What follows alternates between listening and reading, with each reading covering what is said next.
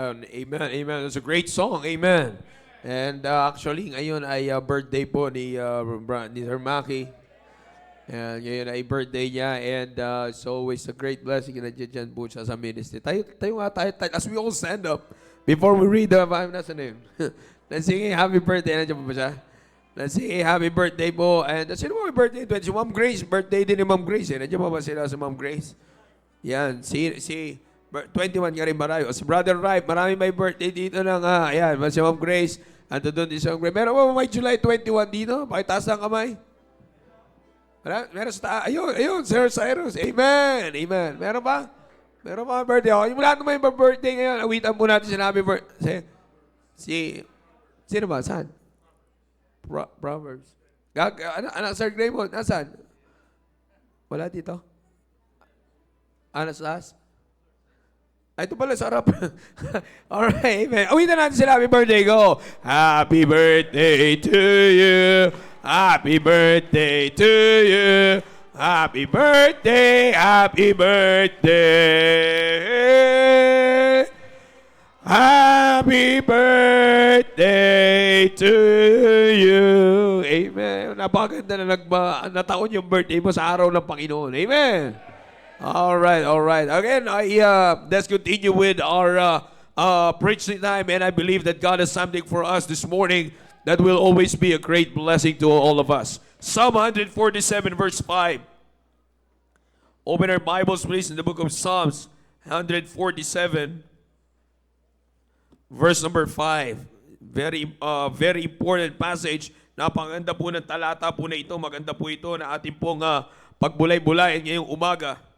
That I believe that this will always be a great blessing to all of us. Brethren, before we continue reading this passage, the reason, again, being a Christian, being in this Christian life, we always need to be aware on how we are living this life from day to day. Again, mga kapatid, as you pay attention here, we have to always be aware, brethren. Sa buhay po natin bilang isang Kristiyano, kailangan laging aware tayo how we are living this life from day to day.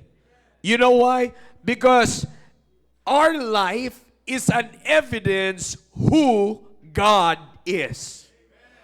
Again, let me remind each one of us, ang buhay po natin ay ebidensya kung sino ang Diyos na kinikilala po natin. You see, many times we've been hearing from this moment, maraming beses na po natin naririnig that this world has a different perception on living this Christian life. Laging nag-i-inculcate sa tao ang mundo ng makamundong pamamaraan ng pagbubuhay bilang isang Kristiyano. You see, kaya that's the very reason why we are seeing that Christianity now is just a tradition. You see, in fact, they're trying to take away the word Christianity and they're just trying to promote a one-world religion na kung saan magkakasundo lahat ang bawat relihiyon and just promoting that there is a good God by doing good deeds. But that's not how a Christian life is supposed to be. That's not how God designed our life to be. You see, as I said, people choose the way of this world because alam niyo po, kaya mas pinipili nila ang worldly way of Christianity than the biblical way of Christianity because they thought that it gives them the liberty to choose what they want to do. Kung titimbangin natin mga kapatid, akalain nyo, kung iisipin natin maigi, wala sa ayos na timbang. Bakit ko po sinasabi, wala sa ayos na rasunan mga kapatid, na pinili mong maging Kristiyano and yet ikaw ang gusto mong masunod sa buhay mo. That's not reasonable, brethren. That's what I've been telling you. That is something that we have to be aware. Maging aware po tayo mga kapatid. Because the evidences, ang mga patunay na makikita po natin ay ang patunay na makikita natin na pinipili natin i-acknowledge ang counsel ng Diyos ay sa pamamagitan ng pagsunod sa salita ng Diyos. You see that, brethren? This is the reason kung bakit din marami nangyayari ngayon nakikita na sa paligid natin as we are always saying this, that God has been the least priority of the people in their lives today na magiging takbuhan na lang nila if they are in their tough times. You see, That's the reason, last resort na lagi ang Diyos. Hindi na priority ang Diyos. That is something that we have to be aware with. And as I said, the saddest truth that we are seeing today, we can clearly see today, God is just an option. The worst part of our Christian life, kung tayo ay pumapasok sa loob ng simbahan, but God is just an option. You see, exactly the reason kung bakit, mga kapatid, sa simbahan po natin, ang laging tinuturo sa atin ng ating pong pastor ay patuloy na kilalanin ang Diyos. Lumago pa sa pagkakakilala ng Diyos, lalo pa tayo maging familiar sa nature ng Diyos, sa characteristics ng Diyos, sa attributes ng Diyos. Because the more we know Him deeply, the more we will have a much better and closer relationship with God. Because brethren, here's the thing. One of the things na dapat maging maliwanag po sa atin, mga kapatid, ilagay po natin sa isipan po natin ito. Napaka-importante po nito. Yung growing, yung tinatawag natin growing on God. Growing on God is not getting better at religion. Again, let me say that again. Yung paglago sa Diyos ay hindi sa pamamagitan na ikaw ay maging magaling na Baptist. It's all about your relationship with God. Kung sinasabi mo na lumalago ka sa Diyos, you have to make it sure na lumalago ang relasyon mo sa Diyos. Kung sinasabi natin na lumalago tayo bilang isang Kristiyano, we have to make it sure that while we are inside this auditorium, malago ang relasyon mo sa Diyos. You see, and how you are doing with your relationship with God will tell you kung gaano mo kakilala ang Diyos. Yan ang magsasabi kung kilala mo talaga ang Diyos mo. You see that, brethren? The reason why God is the least priority, it's because of this. Because of this issue, mga kapatid. Yung iba, sabi ko nga nagpapagalingan sila sa kanilang traditional way of Christianity. Ako malago ako sa kilala ko si Lord. Kaya nga, every Sunday, nasa church ako You see, minsan ganyan na yung pamaraan, but mali na yung nagiging rason bakit pumupunta sa simbahan. You see? Mali na. Kaya ako sinasabi yan, mga kapatid, is because, listen to this carefully, the truth of our acknowledgement, or let me just say this in a way na yung pagkakakilala mo sa Diyos, ang magsasabi kung anong klaseng worship meron ka sa Diyos. Are we listening? Amen? Sa atin po, para sa aming mga bisita, the reason why we are saying this is because dito po sa simbahan po natin, ipinapakita natin kung gaano kahalagang kilala mo ang Diyos para alam mo kung ang tamang pagsasamba sa Diyos. You will never have the right worship. Kaya nga ang Sunday ay hindi magiging importante sa iyo. Ang pag-i-involve sa pagdadala ng tao sa Diyos ay hindi magiging importante sa iyo because it will affect your worship to God. Depends on how you know your God. Kaya ngayong umaga, mga kapatid, yan ang maging dapat masiyasat natin sarili natin. This matter is greatly affecting Christianity today. Kaya natin pinag-uusapan po yan dito because churches are now being filled with people na hindi talaga kilala, hindi talaga buo ang kanilang pagkakilala sa Diyos. And that's the worst part. If our church will be filled with people, the same thing. Kaya nga, mga kapatid, ngayong umaga po na ito, we have to once again understand yung pagkakakilala natin sa Diyos. Maraming attributes ng Diyos. And this morning, let me bring to you how important it is to understand God's omnisciency. Last time, understanding God's sovereignty, acknowledging God's sovereignty, this time we have to understand God's omnisciency. Psalms 147 verse 5. Are you there? Amen. Sabi ng Biblia, great is our Lord and of great power. His understanding is infinite. His understanding is infinite. This is God's omnisciency. This is God's omnisciency, knowing that you have a God who is omniscient, knowing you have a God whose understanding is infinite. This should always affect kung anong klaseng pagsasamba meron tayo sa Diyos, and this should always affect or influence ng pamumuhay natin bilang isang Kristiyano. Dakilang Diyos sa makapangyarihan sa lahat. Maraming salamat sa oras po na ito. Muli niyo po kami biniyayaan ng oras. Kung paano po namin muli kayong makikilala at maunawaan, Panginoon, ang kadakilaan niyo po sa buhay po namin. As we talk about your omnisciency this morning, O God, help us to understand this spiritually para maging tama, Panginoon, ang aming pag-acknowledge sa inyo bilang Diyos at naway ito'y mag-influence, magpakita ng influence, Panginoon, sa aming pong action so that in our daily lives, O God, people will see who the true God is. Please, oh God, help me this morning. Give me a good voice. Please continue to sustain my voice. Give me the power. I cannot do this without you, oh God. This is not my message. This is your message, oh God. Please bless us this morning of this spiritual need that kailangan po namin para patuloy lumago sa inyo. All the glory belongs to you only. In Jesus' name we pray. Amen. Please be seated.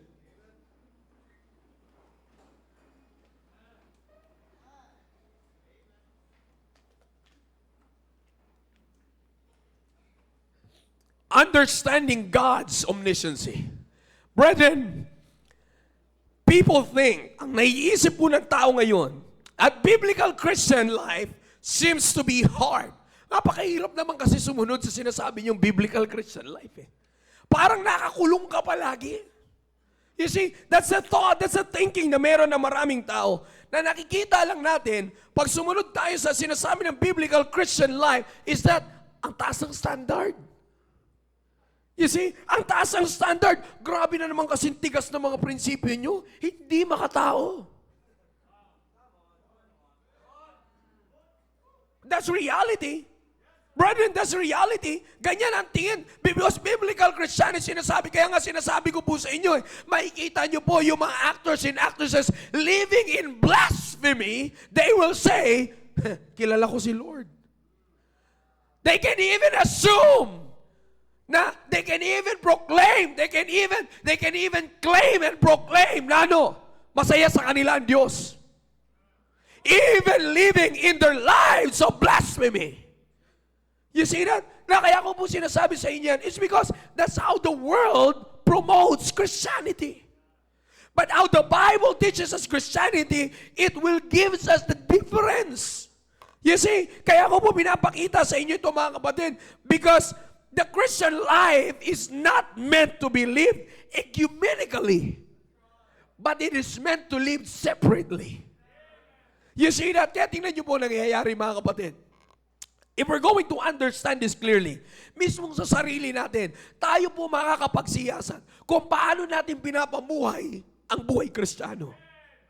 Let's not look on others' lives. Huwag natin tingnan yung katabi natin ngayon. Huwag natin tingnan yung pamilya ng iba ngayong umaga. Let's check on how we are living our Christian life. We cannot lie to God. He is an omniscient God. When we say omniscient, brethren, it means all-knowing.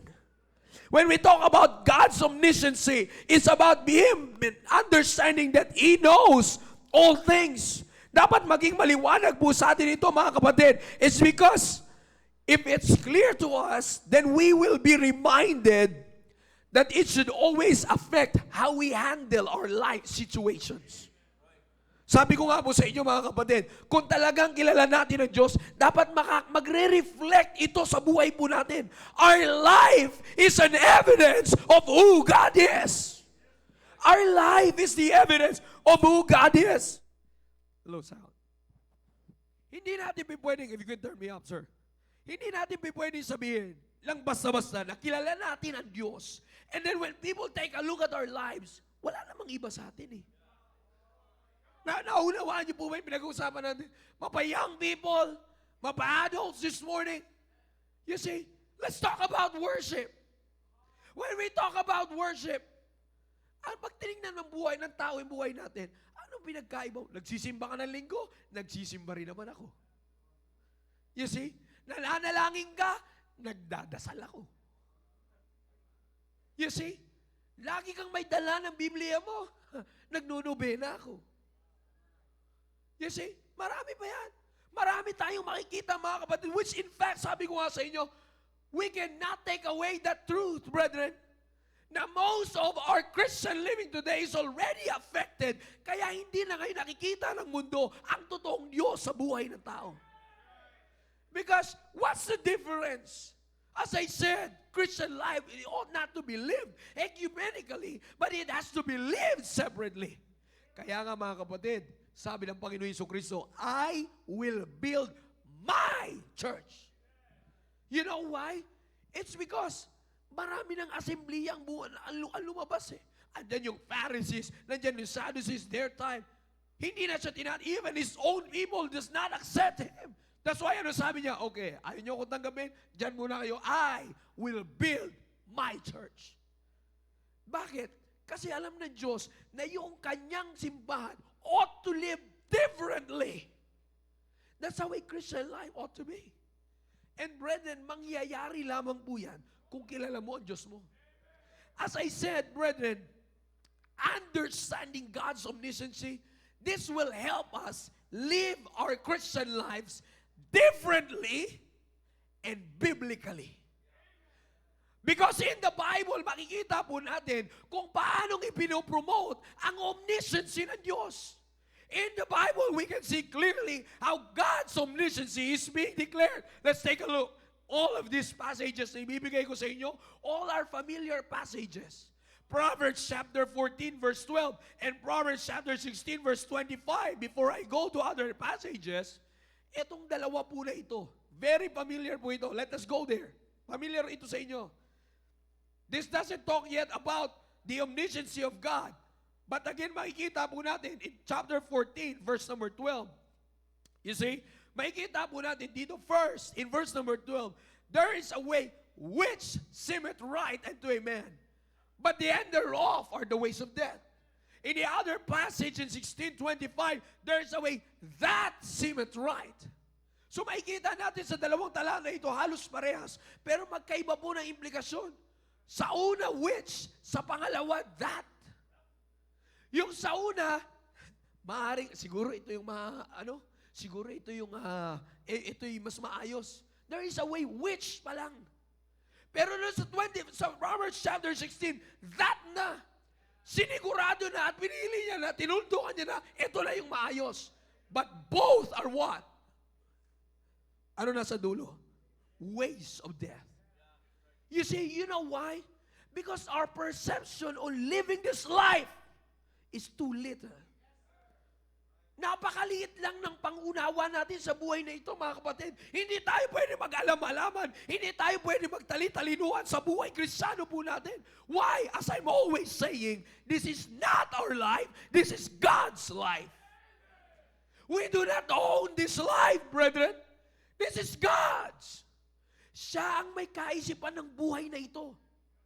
His omniscience should be the ones na pinipili natin sa buhay natin because this is His life. We got to understand Proverbs chapter 3 verse number 7. Clear statement, mga kapatid.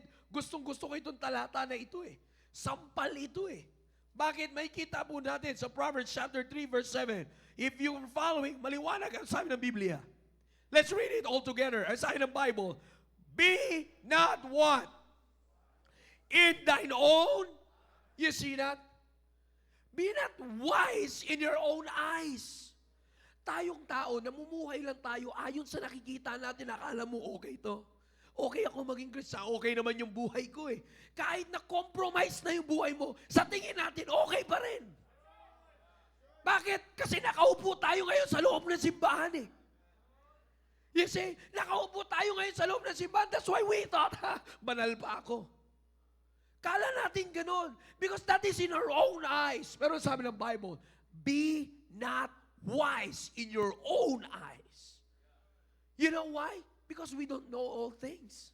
There's only one person who knows all things. There's only one God who knows all things in this life. And that is none other than God Himself. You see, Kaya nga titingnan natin mga kapatid, at sisiya sa atin natin, maigi ang sarili natin ngayong umaga, nauunawaan ba natin ang omniscience ng Diyos? Him being all-knowing, do we really understand it? Mga kapatid, nais ko pong sabihin sa inyo na ang nagsasalita dito is the wisest man that ever lived. That's King Solomon. And brethren, let me remind you, paano siya nag-consider as the wisest man that ever lived? 2 Chronicles. Open your Bibles, 2 Chronicles. Medyo dikit-dikit nga lang yan sa inyo, hindi gano'n nabubuksan. Alright, 2 Chronicles chapter 1. Punta po tayo sa chapter 1. Alright, 2 Chronicles chapter 1, verse number 10 to 12. Maganda po ito eh. Alright, are you there? Amen. Alright, sabi mo ng Bible, verse number 10. Maliwanag po sinasabi dito. Verse number 9. Now, O Lord, let thy promise unto David, my father, be established.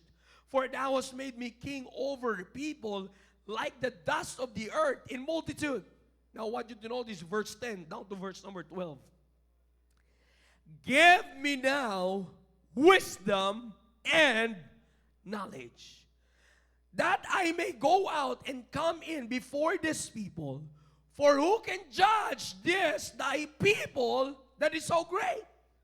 Verse 11, and God said to Solomon, because this was in thine heart, and thou hast not asked for what? Come on, say it louder. Thou hast not asked for what? Next, nor the life of thine enemies, neither yet hast asked for long life, but hast asked for wisdom and knowledge for thyself, that thou mayest judge my people over whom I have made thee king. Verse 12, wisdom and knowledge is what? Granted unto thee. And I will give thee riches and wealth and honor such as none of the kings have had that have been before thee. Neither shall there any after thee have the like. So what is granted to him? His priority na hiningi sa Diyos. What's that? Wisdom and knowledge. And brethren, kanino niya hiningi? Not from the world. He didn't acquire it from this world. He acquired his wisdom, his knowledge from whom? From the omniscient God. Kaya nga mga kapatid, maliwanag, sinabi ng Biblia, wala na magiging katulad kay Solomon. You know why? Because he asked for God's wisdom. He asked for God's knowledge. Because maliwanag kay Solomon, there is only one person who knows all things in life, and that is who? The omniscient God. Mga kapatid, naunawaan ni Solomon, mabigat ang trabaho niya. It is very clear for Solomon, hindi ko kayang gampanan ito. Bakit? Pinagkatiwala sa akin, tao ng Diyos. Mga kapatid, ilagay natin sa buhay natin. Fathers, parents, pinagkatiwala sa inyo yung pamilya nyo. Huwag nating angkinin yung sarili, yung katagang. Pamilya ko to eh. Ako nakakaalam na mas maganda sa kanila. Nagkakamali tayo dyan. Nagkakamali ka, tatay, kung inaakala mo ikaw ang nakakaalam sa pamilya ng anak mo. Because pag yan ay pumasok sa eskwelahan, pag yan ay pumasok sa trabaho, hindi mo nakita ang ginagawa niyan. Do you think you know your children? Do you think you know your family? When you're not in their presence, you're not God. You do not know what's happening. You do not know what's happening to your family when you're not in their presence. You see that? Kaya ko po yung binibigay na illustration sa inyo because what Solomon asked of God is God's omnisciency. God's omnisciency in-impart kay Solomon because of the great responsibility. At pinakita ng Diyos, when He granted, ano po yung makikita natin sa verse? Basahin natin para hindi tayo magkamali. Are you still following? Amen. Ano sabi sa verse number 12? Sa last part. Sabi dyan, such as none of the kings which have had, that have been, and that have been before thee, neither shall what? Shall there any after thee have the like. Wala nang magiging katulad pa ng yaman kay Solomon. Maliwanag sinasabi ng Biblia, wala nang magiging tulad pa ng katalinuhan na meron si Solomon. Why? Because it is not produced by the world, but it is acquired from the omniscient God. And Solomon understand God's omniscience. Diyos ang nakakaalam, tao niya to eh. And remember, for us parents, tao pa rin tayo ng Diyos. Ang pamilya natin ay tao ng Diyos. Yes, hindi man yan marami. Maaring 3 lang kayo, maaring 2 pa lang kayo ngayon, pero tandaan nyo, tao kayo ng Diyos. Therefore, if we acknowledge that we are God's people, then we have to understand and acknowledge God's omniscience. So that what we're trying to avoid, na magkaroon tayo ng parehas lang na pamumuhay saan? Sa pamumuhay ng mundo. Alam nyo mga kapatid, again, this is very important that we have to understand. He recognized the omniscience of God. It's very clear in our text. Let's go back to our text in the book of Psalms. Sabi ng Biblia in the book of Psalms, chapter 147, verse number 5, great is our God, and of great what? Power. Verse, ano kasunod? Ang sabi pong kasunod, His understanding is what? Infinite. It means without limits. It means the omniscience of God is without limits. It's boundless. Brethren, we cannot deny the truth na yung nalalaman natin may hangganan. Kaya nga sinasabi ko sa inyo kanina, even sa inyo mga young people, lalo na kayo. Wala tayong karapatan magmalaki sa buhay po natin. All of us, bakit? May hangganan tayo eh. May hangganan tayo. Hindi natin pwede sabihin na, ito yung gusto ko mangyari sa buhay ko kasi ako nakakaalam ng buhay ko. May hangganan tayo. Yung nalalaman natin, may hangganan. Yung akala mo, ganito yung mas maganda sa buhay ko eh. Akala mo lang yan. Bakit? May hangganan ka, kapatid. You see, may hangganan yung kaalaman mo. Eh, sabi ko nga po sa inyo, kung yung mga matatalino na nga eh, sinasabi ng Biblia, maliwanag. Ano sabi ng Biblia? The wisdom of this world is just what? Foolishness with God. Akalain mo, magmalaki tayo sa meron tayong talino sa mundong ito, anong sasabihin lang na sa Diyos? Kalukuhan yan sa'yo. Naunawaan niyo ba mga kapatid? Kung bakit dapat nating unawain yung omniscience? When we understand God's omniscience, mas malalaman natin kung paano tayo dapat kumilala sa Diyos, magtiwala sa Diyos, at higit sa lahat, i-worship ng tama ang Diyos. 2 things na dapat nating maunawaan. Number 1, God's omniscience is based on His eternity. God's omniscience is based on His what? Eternity. God possesses complete and universal knowledge of all things past, present, and future. It includes the actual, it includes not only the actual, but also the possible. Ano ibig kong sabihin nito mga kapatid? Pag naunawaan natin that God's omniscience is based on His eternity, we are simply trying to see and to understand. Now, anumang meron sa nakaraan, anong meron sa present, and anong meron sa future, alam ng Diyos lahat yan. The actual and the possible things that might happen, alam na ng Diyos. That's God's omniscience. It is based on His eternity because He is what? I am the beginning and the end. The first and the... Therefore, that eternity speaks of His omniscience. Kaya ako sinasabi yan sa bawat isa sa atin, mga kapatid, alam ng Diyos ang nakaraan natin. Alam niya kung ano naging problema natin sa nakaraan.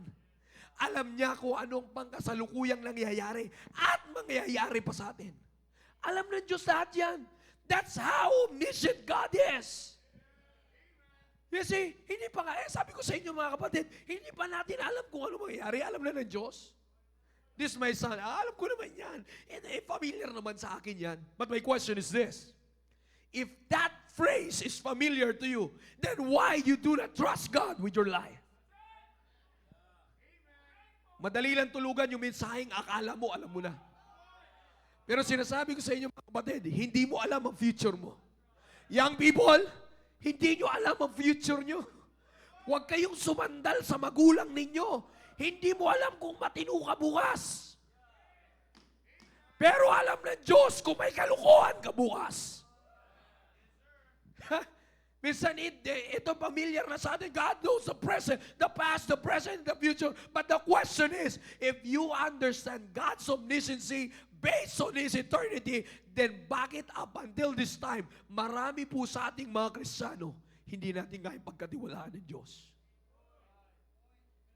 Let's check ourselves, brethren.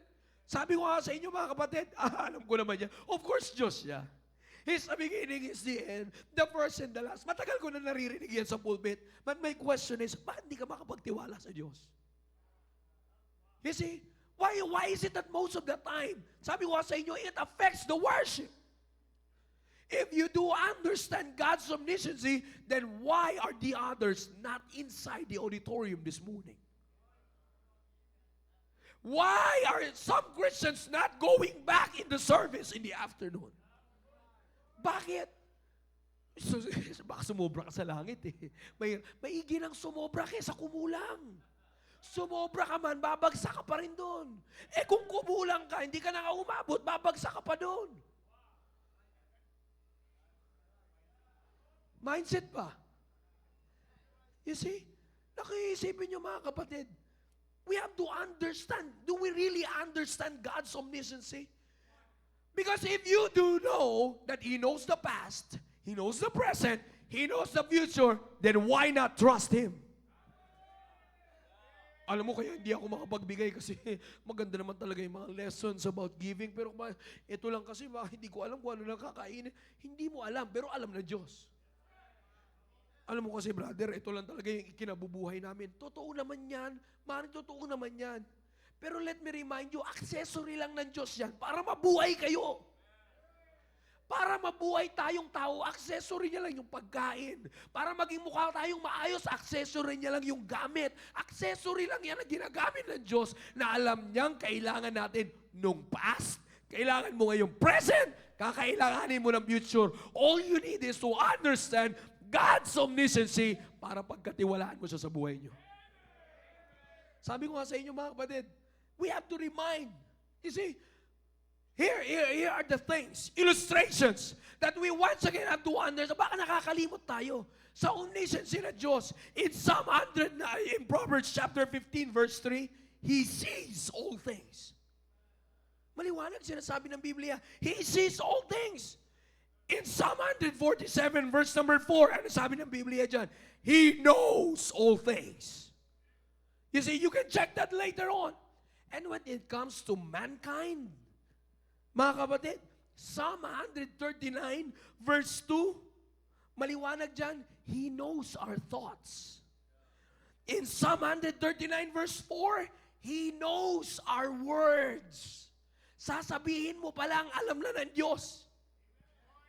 Yan ang omnisciency ng Diyos. Nasa isip mo pa lang, alam na ng Diyos. Alam na nga ng Diyos na hindi ka magsisimba mamaya eh. Oh, di ba? Bakit? Alam mo naman, sir, kailangan humasel. Wow, hassle. You see? Alam ng Diyos kung ano sasabihin natin. Alam ng Diyos kung magiging negative or positive yung words na lalabas sa bibig natin. Alam na ng Diyos if it's encouraging or condemning. He knows our thoughts, our words. Psalm 139, verse 2, He knows our deeds.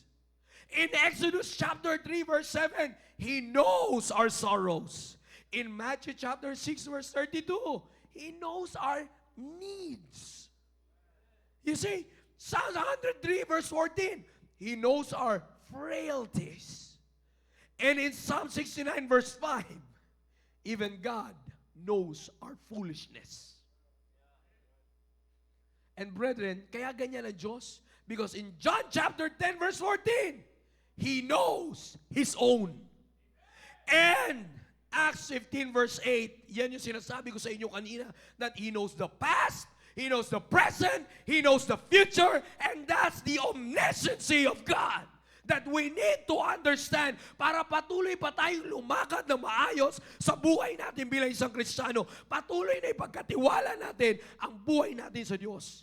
Kasi kung nauunawaan natin mga kapatid, the question this morning is, young people, isa-isahin natin, young people, Nakikita kaya ang omniscience ng Diyos sa buhay nyo? Tahimik tayo. Fathers, mothers, nakikita kaya ng Diyos? Nakikita kaya sa buhay natin ang omniscience ng Diyos?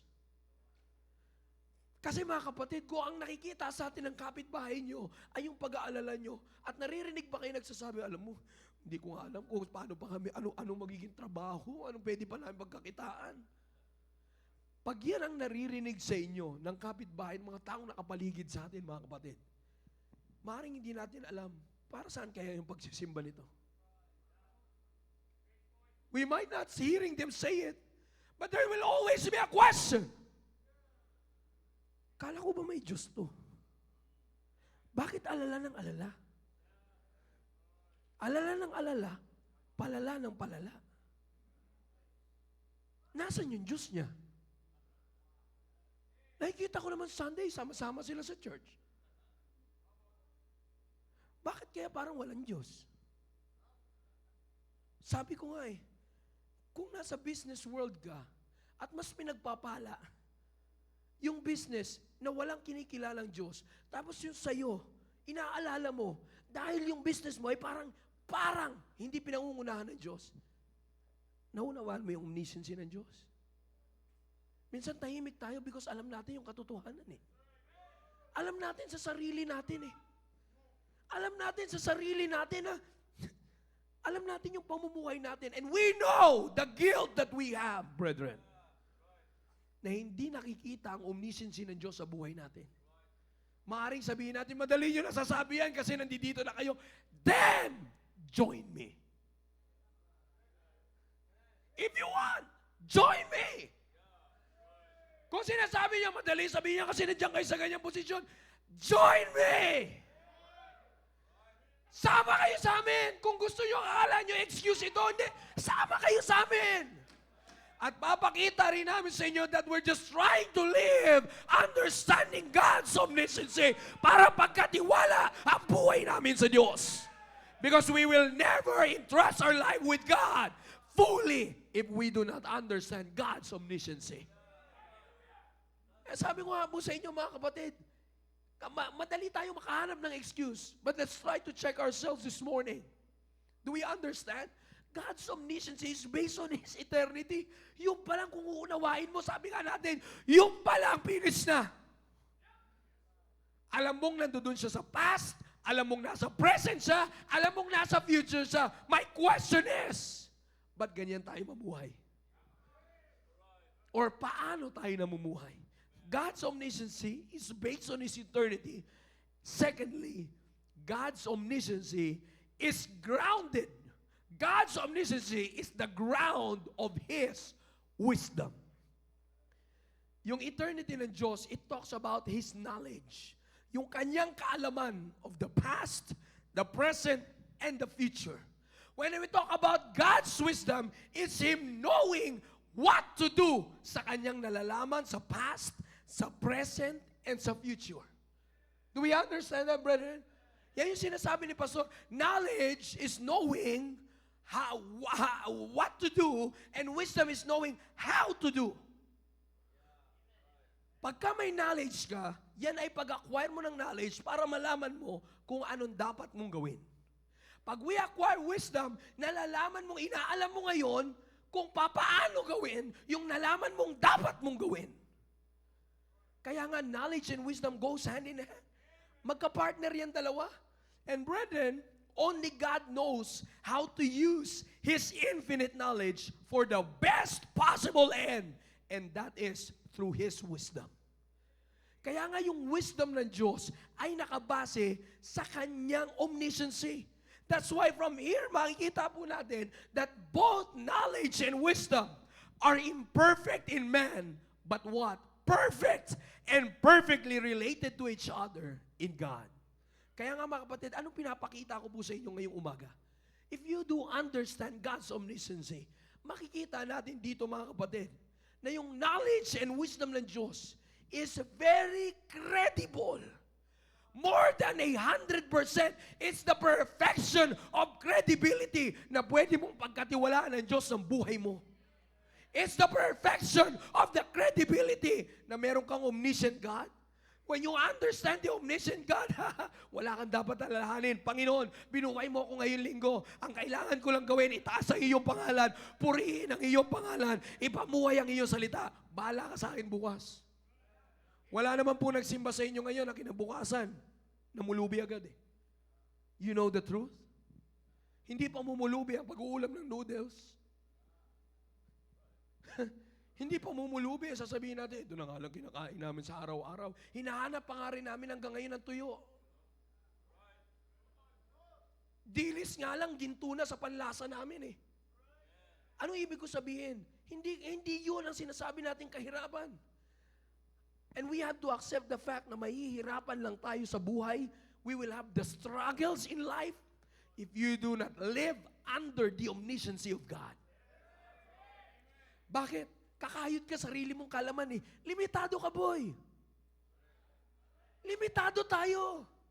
Mga kapatid, limitado tayo. Mamumuhay lang tayo sa araw na ito, pero hindi mo alam yung bukas. Kahit na anong gawin natin paghahanda sa bukas natin, tandaan mo, Diyos pa rin ang nakakaalam kung hihinga ka bukas. Kahit mamayang hapon, mga kapatid, hindi natin alam kung buhay pa tayo. Pero alam ng Diyos kung magsisimba ka o hindi.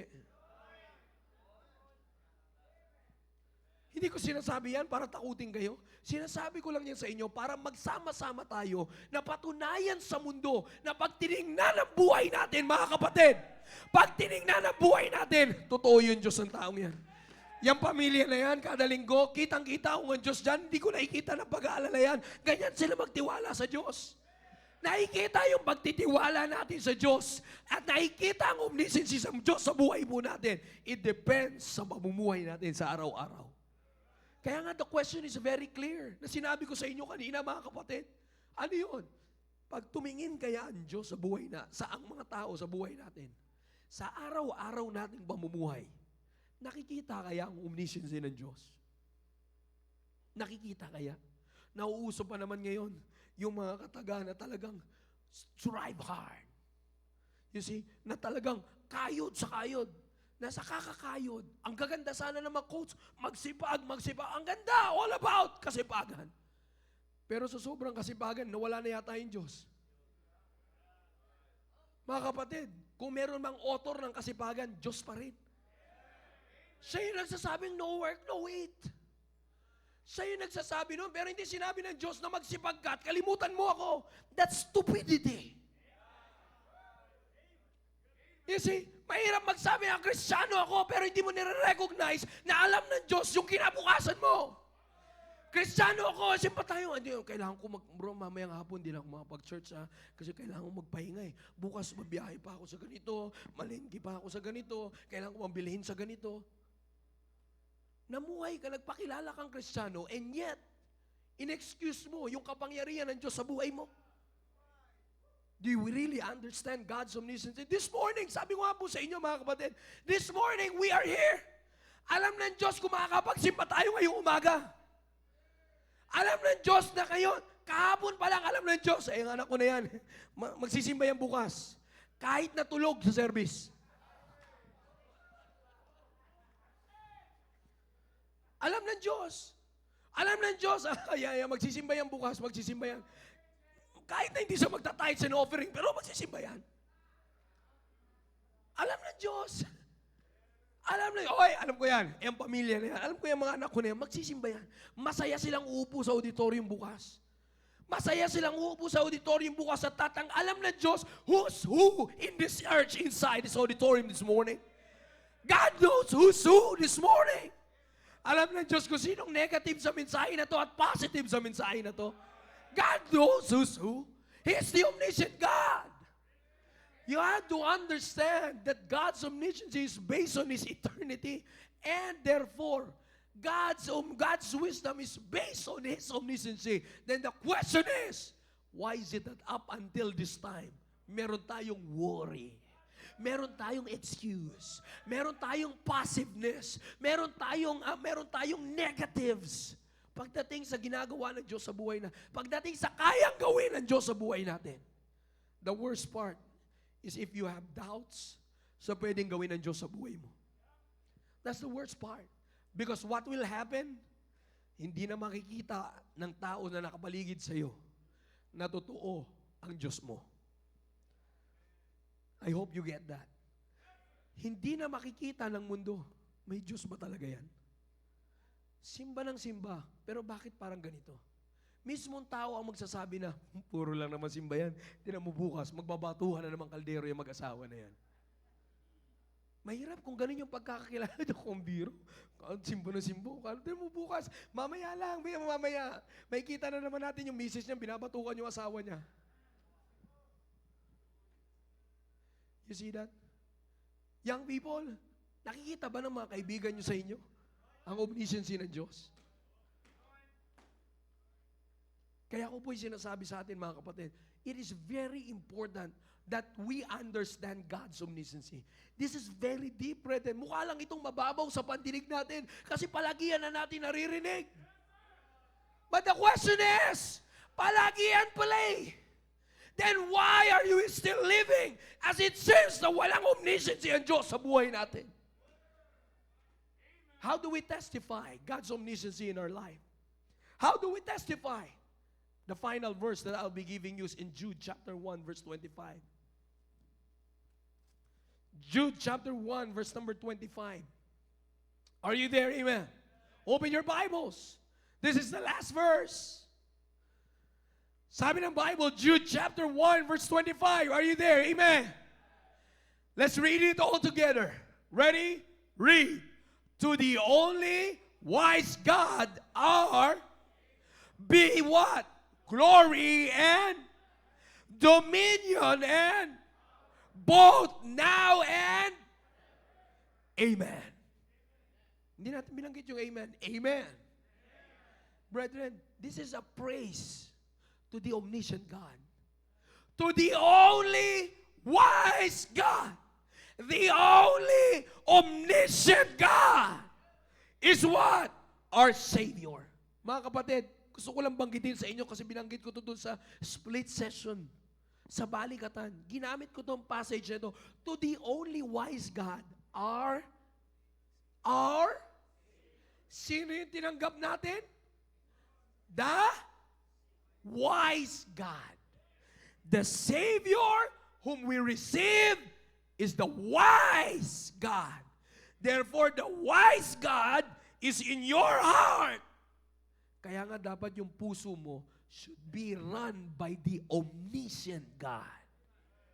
Kaya ko lang sinabi sa inyo ito, it's because one of the reasons kung bakit hindi na natin ay papamuhay ang omnisciency ng Diyos sa buhay natin, because we try to live emotionally. Brethren, yung tinanggap mo, wise God. Tinanggap mo sa puso mo, wise God. Nakikita nyo ba yung senyas ko? Wise God.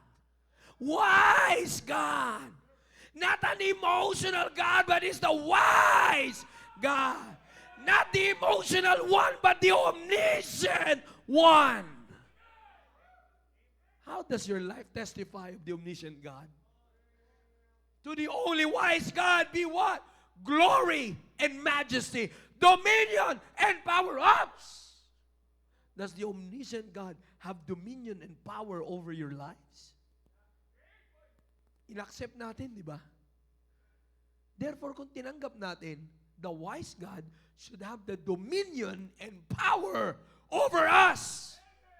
But the question this morning is, can the world witness the omnisciency of God's dominion and power in our lives? Can we say, to the only wise God, glory and majesty, both now and forever. Amen. I'm done. But the question this morning is, yung praise ba na yan, yung papuri na yan, kaya natin isigaw?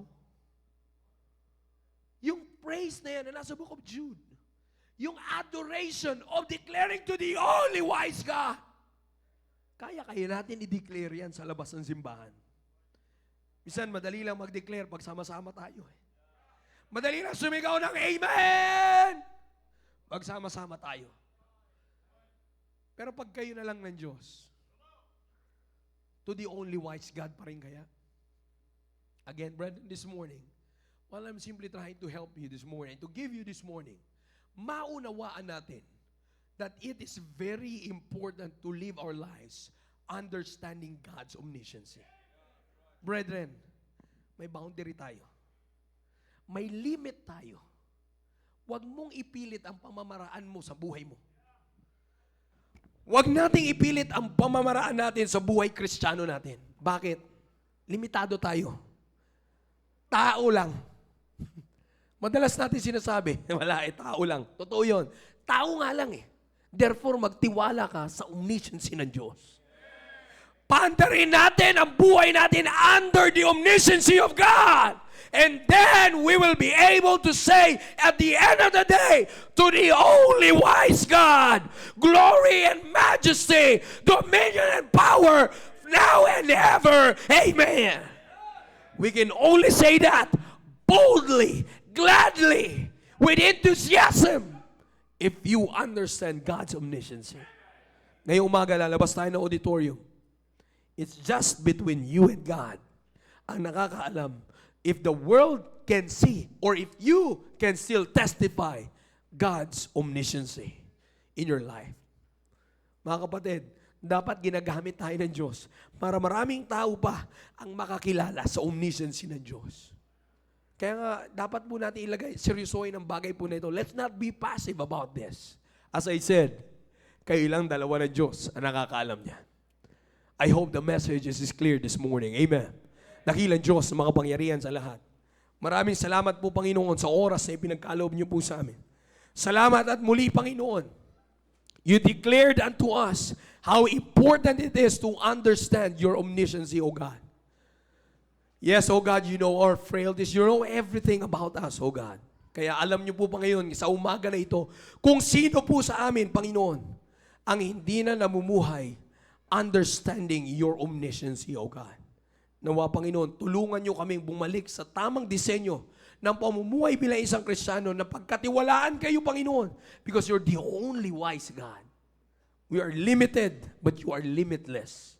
We are living with boundaries, but you are boundless. O God, may your omniscience continue to manifest in our lives, O God. Salamat sa mensaheng pinagkaloob niyo po sa amin sa umaga na ito. While the Holy Spirit is speaking to your hearts through that message, brethren, let's make business with God. Let's be honest with God. Let's talk to God.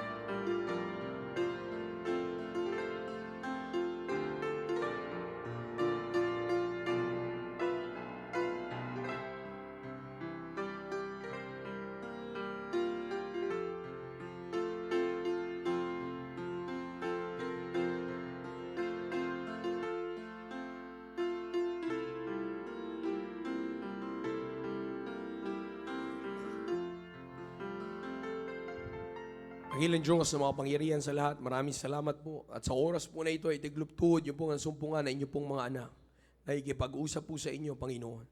Please, all the prayers that we're saying this morning, O God, ay nilalapit sa inyo, O Diyos, inyo pong pakinggan, Panginoon. Patuloy niyo po kami tulungan na mamuhay under your omniscience, O God. Understanding your omniscience so that we will continually trust you with our lives and so that our lives can always be a living testimony of your omniscience. Nakila po kayo, Diyos, sa buhay po namin at muli niyo pong pinagkaloob ang kailangan naming espiritual sa umaga po na ito. Muli binabalik po namin ang papuri at pasalamat po sa inyo sa matamis na pangalan ni Jesus. Amen.